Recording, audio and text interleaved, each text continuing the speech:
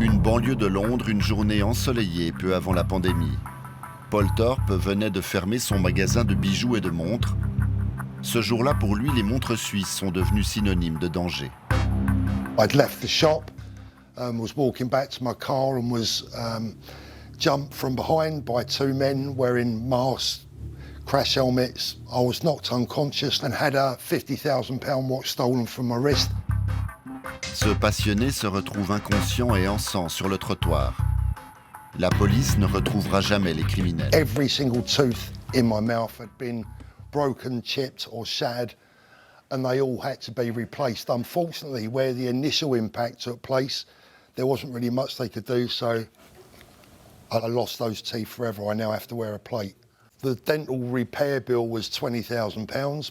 That sort of thing has a profound effect on you. Not only on your business life, but your personal life as well. It's not something that you can just walk away from and forget.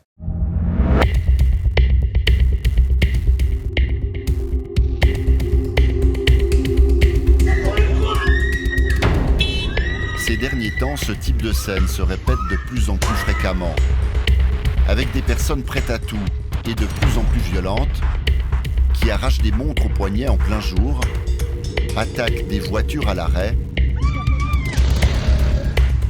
ou rouent de coups leurs victimes.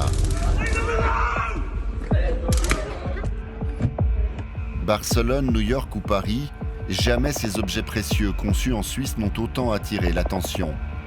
Mais c'est à Londres que la situation est la plus préoccupante.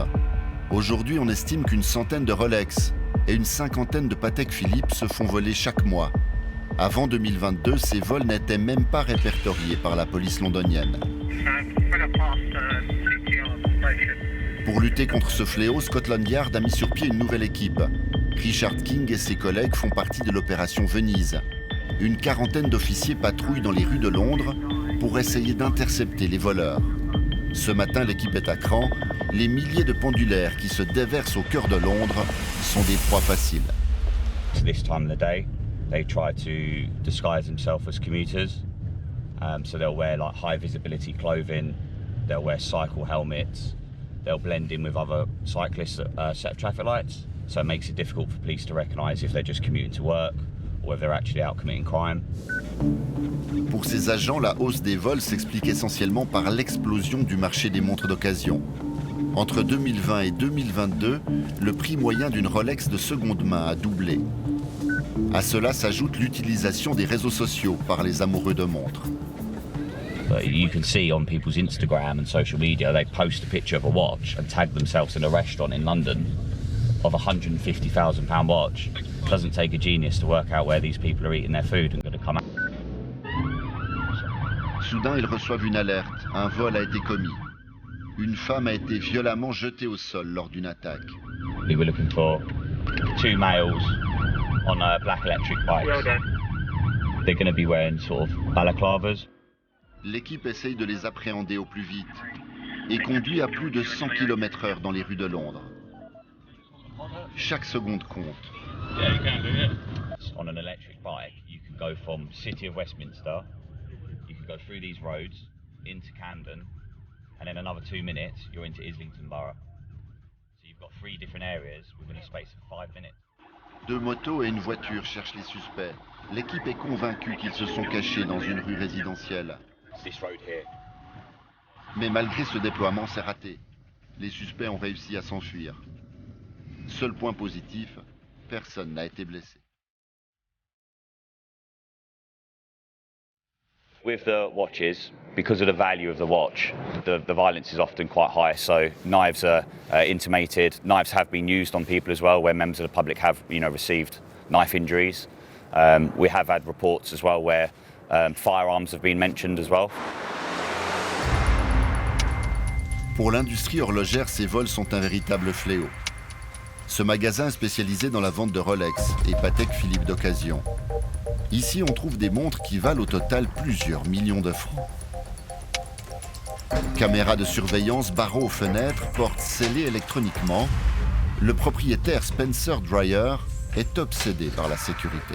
And this vault here, this took the guys 8 days to build with a forklift truck. The door alone is 1 ton, so this is where everything is kept. And we have Rolex, Cartier, Breitling, Patek, any watch brand that is a high-end brand, we do stock. Yeah, we can see what we can do for you. Et s'il a transformé son magasin en forteresse, il admet qu'il y a malgré tout une énorme faille dans son dispositif. Le client qui sort du magasin avec sa nouvelle montre. It's something in some ways that don't sound on the camera, but yeah, of course it could. But we will always take a customer to their car. We have a bag for life here that we give our customers.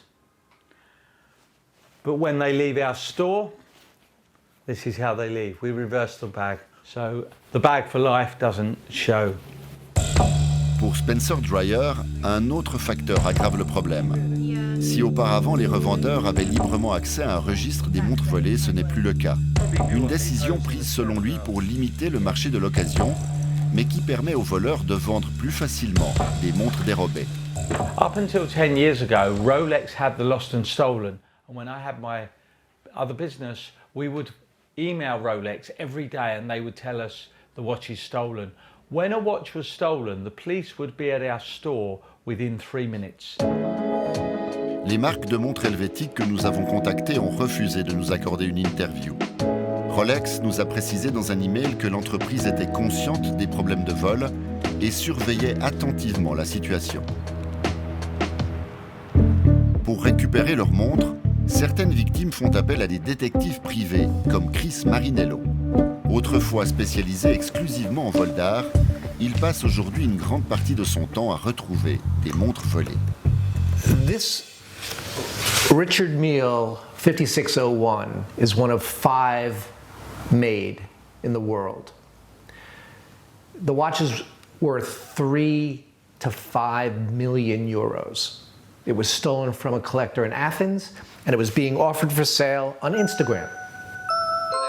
Comme il s'agit de petits objets, les voleurs arrivent facilement à les amener dans un autre pays où des intermédiaires les mettent en vente sur des plateformes en ligne. Ils retrouvent ces montres partout sur la planète. This is a worldwide crisis. It is happening every single day in places like Miami, Cannes, Monaco, London, New York, Los Angeles. I mean, you name it. Wherever people like to go, wherever people like to vacation, wherever people spend money. Pour lui, les marques doivent rapidement prendre des mesures pour rendre l'industrie plus sûre. If something isn't done, the watch industry is going to suffer dramatically. There's going to be a decline in the purchasing of these watches and people are going to stay away from them. So the watch industry needs to come up with some sort of a plan, whether it's a shutdown device. I mean, watches are incredibly complex. They can make them run for years on end on a single winding. They can do something inside to track the watch. Chris Marinello appelle les passionnés de montres à faire attention. En plus des vols violents, des pickpockets arrivent souvent à voler les montres dans la plus grande discrétion. Il nous en fait la démonstration. So once they find their mark, they follow them very carefully. They look for a vulnerable moment when the person might be alone or the person might be carrying packages, and they may try to distract them. And the key is the distraction.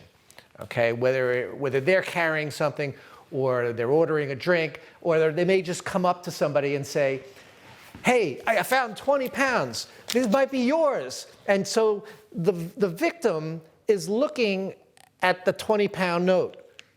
And while that's happening, the criminal is moving back the leather band and making off with the watch with his right hand. And so this distraction allows this to happen. Il recommande une mesure spécifique pour se protéger contre ce genre de pratique. A small piece of tape placed just over this small pin and buckle will give the potential victim just a few seconds more to realize what's happening and pull the hand out of the way. This will prevent that extra step from taking place without you noticing. La campagne galloise, à quelques heures de Londres. Ici, un entrepreneur a lancé une nouvelle initiative pour protéger les fans de montres suisses. Charles Wall dresse des chiens de garde qui protègent spécifiquement leurs propriétaires des vols de montres. Si un inconnu s'approche de trop près du poignet de son maître, le chien passe à l'attaque.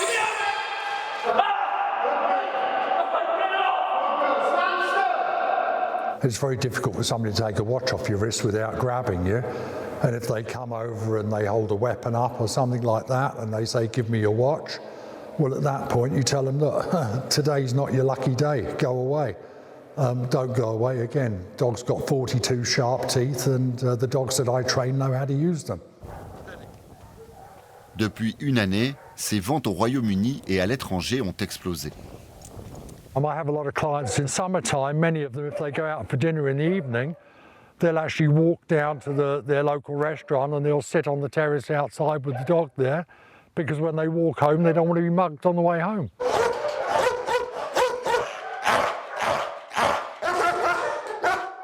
Le jour de notre visite, Charles Wall s'occupait d'une quarantaine de chiens, dressés par une dizaine de personnes. This little dog called Donna, she's about 25,000. Hello, baby. He's definitely. Oh, thank you. As a human being and as somebody who was actually born and brought up in London, I look at some of the stuff that comes out on the internet now and I cringe. You know, if things get busier, for me as a businessman, it's a great thing. Nous retrouvons Paul Thorpe. Depuis son agression, lui aussi a décidé de prendre un chien. I don't want anyone else to feel or experience what I've experienced. I know the effects that it has on people's lives. I've spoken to so many victims over the years and it's not something that goes away, it lives with you forever. And the trauma of it can ruin your life. Grâce à son chien, Paul espère ne plus jamais revivre la même expérience. D'autant que son seul tort aura été de posséder une montre suisse.